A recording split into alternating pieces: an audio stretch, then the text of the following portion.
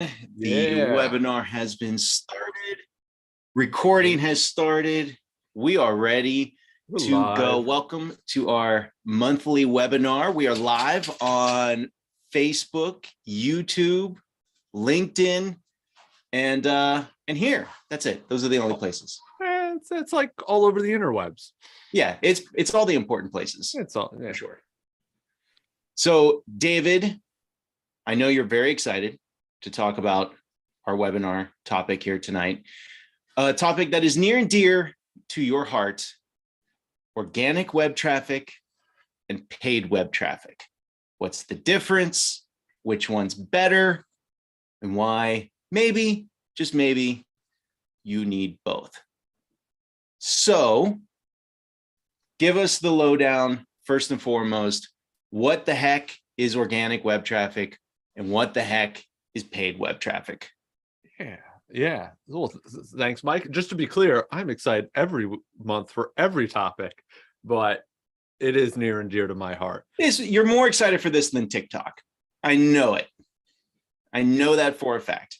All right. You called me out. You're right. It's definitely, well, I'm a lot more fired up. I'm excited for TikTok, but I'm fired up about this. So organic, right? So, we don't normally share screens on these, but I'm gonna do it on this one just to kind of mix it up, because I think there's some good visual moments that we can kind of go here. And so at some point I'll kind of go back and forth as we're kind of talking on some things. So I typed in the word baseball tickets into your search, right? And whenever you hit certain keywords, you are going to get sometimes a couple will start off with some ads, and then below the ads are normally your organic search. Now, to rank in organic, it's really simple. I wish it was really simple. It is and it isn't. There's a process. It's getting ranked on Google and being the best page for those keywords, right? That's how it works, right? But it is in theory free to rank in Google. So organic is free, right? It's usually surfaced by good keywords, relevant topics that you have authority on, and you'll show up there. So in an example of like Google for baseball tickets, it's right here. So MLB, StubHub, Vivid Seats, Ticketmaster's fourth, kind of surprised at that.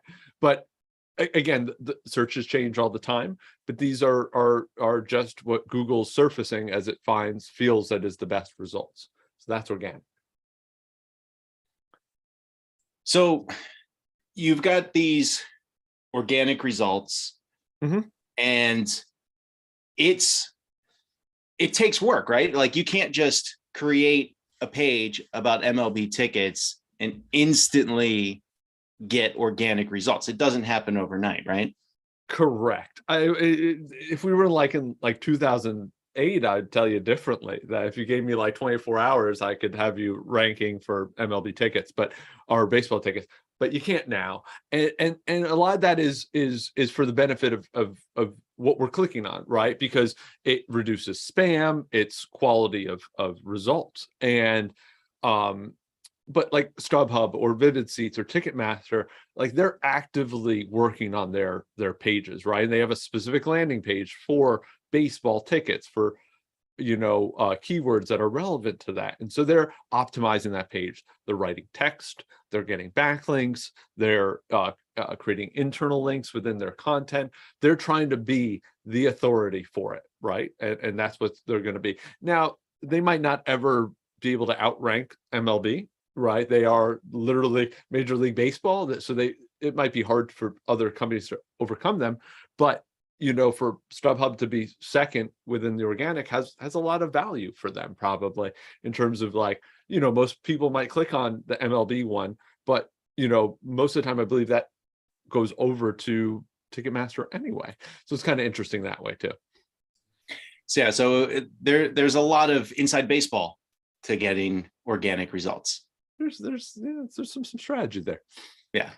All right. So this is a great way to visualize the difference between organic and paid. And it's always seemed to me that organic is kind of a long-term goal and paid is a short-term goal. Is that kind of where you're at? Yeah, that's a good way to put it, right? So, and that's I'd call it like a strategy, right? Because obviously, to rank within the first page of something organically takes time, right? And depending on the difficulty of a keyword can depend on how long it might take. So, long-term play, getting ranked for an organic keyword, right, could take a month, 2 months, 3 months. Could take a week if you have, a properly set up site. But overall, paid is a flip of a switch, right? You could be number one today, you could be a number one tomorrow. Right here, it's a game of dollars, right? You pay the most money. Who's TickPick? I don't know. StubHub is second, SeatGeek is third, Vivid Seats is fourth. They show up down here, but like TickPick is fifth on this list, right? So organically they're further down, but they're able to now show up first because of paid, right? And that's that like secret sauce. I'm sure TickPick is working their buns off, I hope, to probably get to maybe second or third organically, right? To be in the same space, right? As some of these other companies. But for now, they can get to number one through the paid option, right? And so they're bidding on this keyword baseball tickets or a similar phrase that they're now showing up for. And so what you're saying and what you're showing us here with the ads, with the paid spots and the organic results, they're the same companies, which means these companies are doing both. They're working hard to get the organic, but then they're also doing the paid ads too. And so is that common for companies to see benefit from doing both organic and paid, even on maybe the same keyword? Yeah. There, and that's what's interesting, right? So every keyword is different, right? So let me take a wide pivot and then I'll kind of come back there, right? So I want to really talk about like, I'm searching for a very high intent keyword, right? Which is baseball ticket. Chances are if you're searching that, maybe there's a game that you want to go to, or you're interested in buying a game. Maybe you might go to a keyword like how to hit a baseball, right? Right now, there's no paid anything. It's YouTube videos, video, and then a bunch of stuff. There's no paid options there. Now you might be able to buy a spot. There might be paid options. Usually at some point there is, but people aren't bidding for that because that's not necessarily it's high intent of somebody doing something. So, but maybe if somebody's searching for how to hit a baseball, maybe they're also thinking I need tickets to a baseball game. So maybe a company could also start bidding on that for relevancy and for staying top of mind. The value of showing up in both places is maybe I see TickPick up here, and then when I go down below, I see it again. Again, that's nice to see. So it creates some maybe trust in that.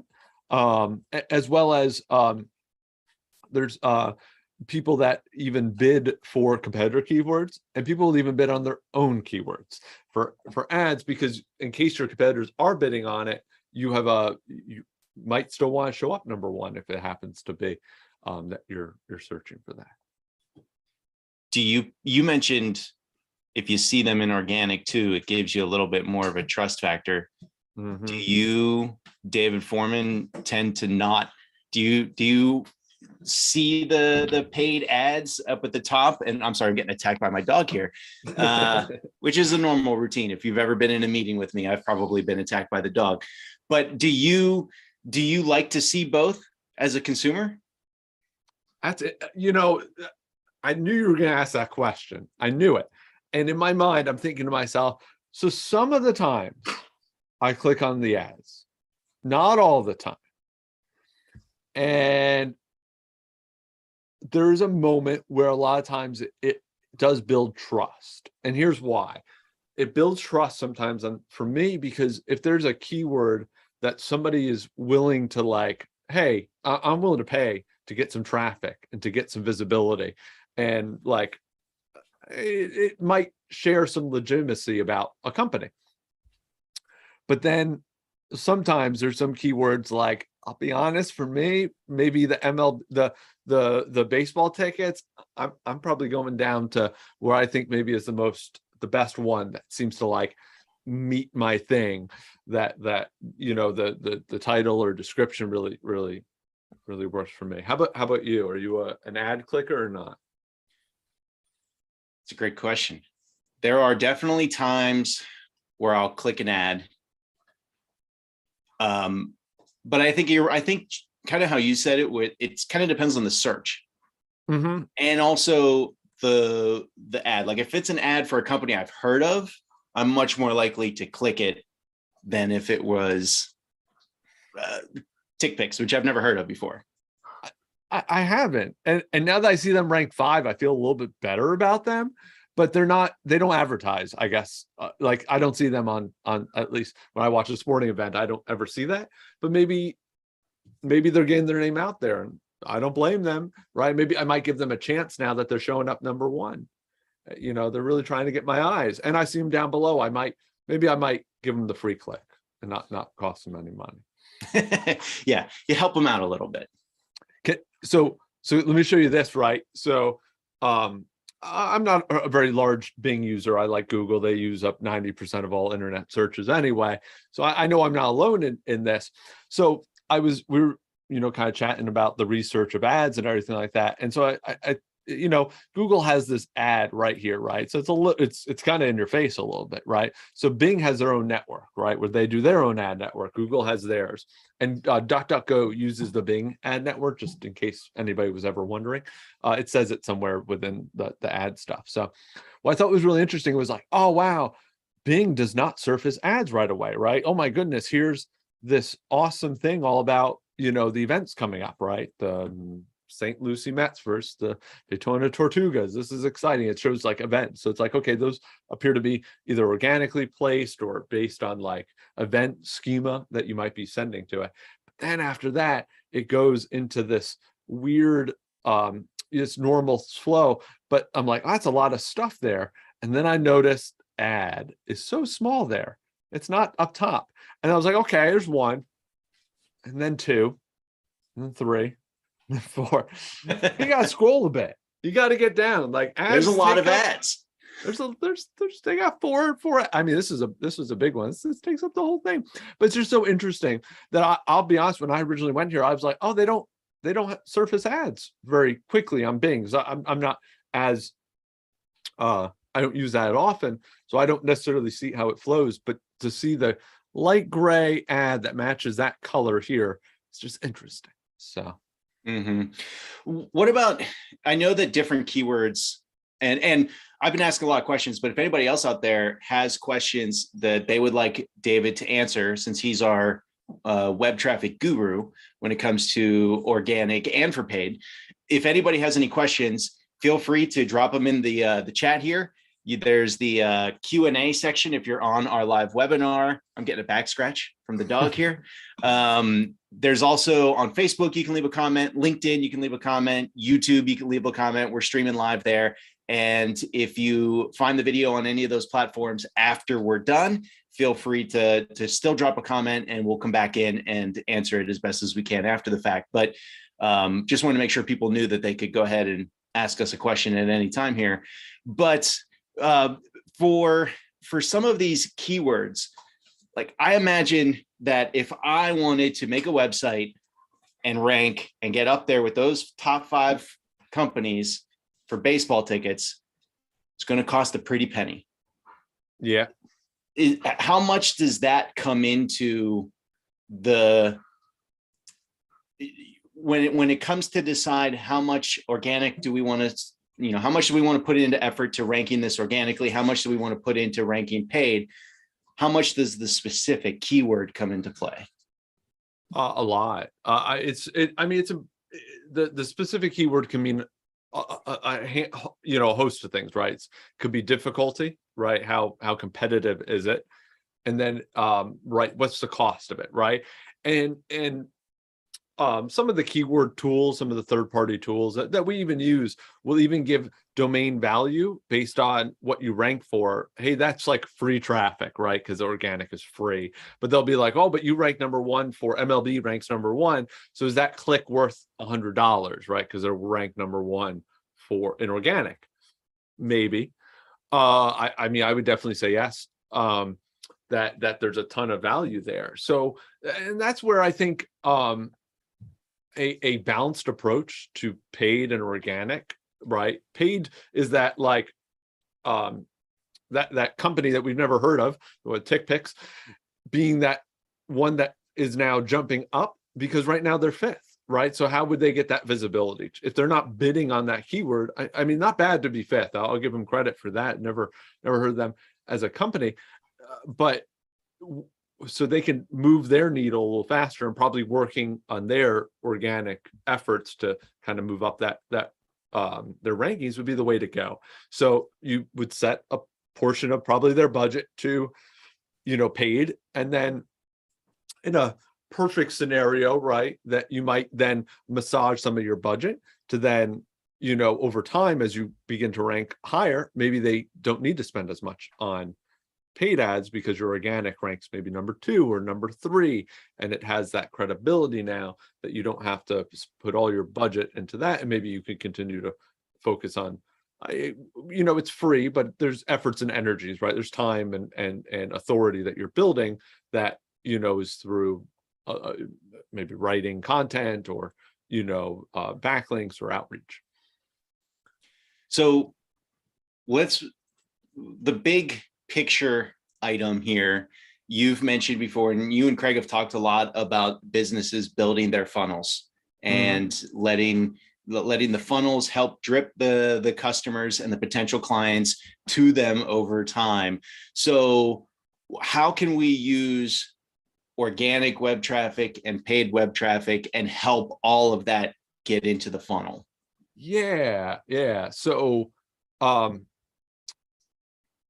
the usually most paid, and especially keyword paid that we're looking at here, usually most of that intent is I call it like buyer intent versus like research or informational, right? Like that baseball, how to hit a baseball, it's very informational, right? There's no buyer intent there. However, maybe a company that does bats could have some value in showing up for those keywords, because if you're going to learn to hit a baseball, maybe you need a better bat. So going into like those keywords, you would want to do everything you can to optimize your like buyer intent keywords, right? Like if I'm searching baseball tickets, I want them probably right now. I'm ready to go. I just need to find my game, my seats, and I'm going to make a purchase, right? Buyer intent is high, right there. If you're looking at that funnel, we're probably not in the research phase. We're in the buy phase. So you're able to get them right then. Now, if you're in like a research phase, maybe it's how to buy, third-party tickets, or in the baseball one is, how to hit a baseball, but then you want to be showing up for now baseball bats, right? But you might be writing content about the baseball organically to help maybe show up in a few different places, because maybe somebody's now searching for, well, how do I use electronic ticketing? And maybe, Vivid Seats or StubHub shows you how to do that. Now it's like, oh, well, I viewed something that is probably not necessarily buyer intent right there, but can be helpful later on in the seller's journey when maybe they come back and they're looking for that item. Oh, they helped me out, get me where I needed to be. I trust them in the space now, and here we go. So. Perfect. Well, I know that there's a lot going on when it comes to web traffic in general. And when you're setting out to figure out what you want to do with a website, whether it's, your business's website or a website that, we're helping to manage and come up with and help grow, it's always that challenge and that interesting dilemma of how much organic traffic do we want to search for? How much do we want to devote to getting paid traffic? And where do you have any golden tips that potentially could just be a quick thing of the thing to keep in mind when you're looking at this stuff would be blah? Yeah, that's I wish that there was a real obvious silver bullet here to be like, oh, that's it. Because there's a go all in on paid in the beginning sounds good, right? But if you did that and you don't worry about organic, you are kind of always kind of maybe 3 steps behind, right? So I think it's a pretty even approach, right? Whenever possible, is when you get that maybe you're getting a site started, maybe you're selling tickets for baseball games online, right? And that's your goal. You're probably going to want to have almost like a 50-50, right? So use half of your budget to begin maybe writing content, or maybe building, credibility, or other things that are building up your organic search. Then the other half of your budget, you then probably try to use in the beginning, right? Assuming you're probably starting out, probably some of it for showing up, right? To start creating relevancy, to start building credibility, because it's just going to take time for your site to rank, right? You're not going to rank organically. You're not going to be in that top 10, maybe for a few more months. And if probably there's, again, those sites are large, right? You're talking probably hundreds of employees and customer service and things like that. They would not have time to wait to, move up, right? From page, 79 to here. They would have to probably do a paid option to get there. But I think the paid option also can be really helpful too in helping you understand how clients are getting to your site, how they're interacting with your site, because as your free is your listing, your organic listings growing, and you're starting to use some of that data from some of the paid traffic, maybe some keywords that people are typing in that you're showing up for, how people are, using your site, what maybe topics people are clicking on your site. You're now able to hopefully maybe make even some more organic changes while getting some of that paid stuff that you're paying for, but you're using it to kind of massage some of your organic stuff. But then hopefully over time, maybe you're in the top 1, 2, or 3. I didn't see MLB paying for any ads right at this point, so they don't maybe need to. Maybe they did before. Maybe they do, in certain times, and you can maybe get away from some of the paid side. Is always our goal. But as you could see, no matter what, you might have to pay a little bit to make sure to kind of stay competitive with your competitors if they're paying for keywords that you want to definitely rank for and could be in a competitive space. So it would all kind of depends. It depends. The generic developer and or SEO answer is it depends. Which I think we've often found there, often in this industry, there is no one size fits all solution for anything. No, and isn't that interesting? Because if it was just that easy that we could just all pay ads all day, like that's not brand building. It is, but it's as soon as you stop, it turns off, right? So the organic is that long term. We're all for, which is that most companies are trying to build brands. They're trying to be something, not today, not tomorrow, but if you're looking 2-3 years down the line, right, what you even build organically today can still reap rewards. Even 1-2 years, we would suggest touching it, but overall it's going to begin to start building versus maybe not putting that as a so far back in your thought. Any other thoughts before we wrap today's webinar up, David? No, I think that's good. I mean, I hope maybe people know what they're looking for, can not look also as paid as a bad thing, but that it's kind of what the space is at. It allows a lot of really pretty much pays for the what we do and how we do things, and that paid really is it can be a benefit for startups and can help kind of get your name out there. But don't sleep on organic, because again, that long play, when you do begin showing up for the keywords that you want to show up for and are very intent on buyer intent, again, you're just getting phone calls that are free from your efforts that might have been 6 months ago, but they reap rewards in the future. Yeah.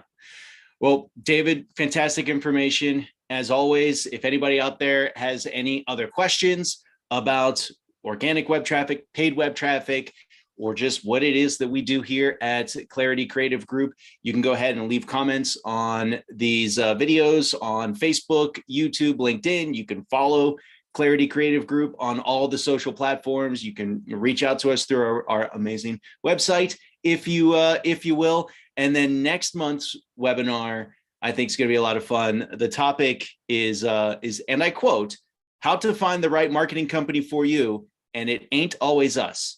That's the official title. We're being that I honest. have. We're being honest and helping people out. So it doesn't have to Perfect. always be us, and we get that. We just want people to be in find a good partner. I like it. All right, David. Thanks, Thank Mike. you so much. Appreciate it. See you next month.